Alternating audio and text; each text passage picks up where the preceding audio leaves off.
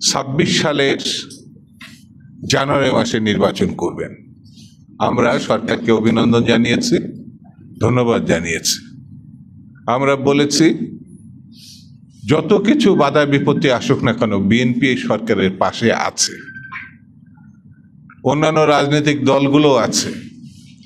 কিছু কিছু খুচরা পার্টি তারা অবৈধভাবে কিছু কিছু মন্ত্রণালয় নিয়ন্ত্রণ করছে এবং সেটাকে নিজেদের সম্পত্তি বলে মনে করছে। আমরা জানি যে নির্বাচন হলে তাদের সম্ভাবনা তো নাই, তাদের ভরাডুবি হবে। সেই জন্যে তারা নির্বাচন চাচ্ছে না।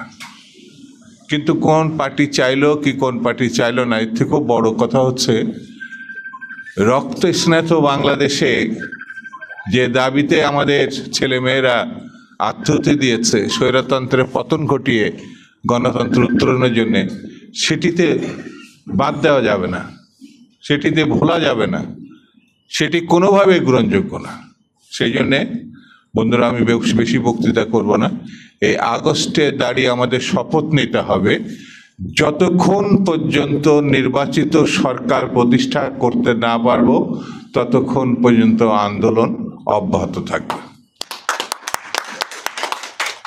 এই আন্দোলনের পরিসমাপ্তি হবে না। জবাবদিহি সরকার মানুষের কাছে প্রতিশ্রুতিবদ্ধ থাকে, জবাবদিহি সরকার আইন মতো চলে, জবাবদিহি সরকার বিশ্বের সমর্থন পায়, জবাবদিহিমূলক সরকার হেলাপালার কোনো বিষয় না। মানুষের ভোটে, মানুষের সমর্থনে, মানুষের ইচ্ছায় পরিচালিত হয়।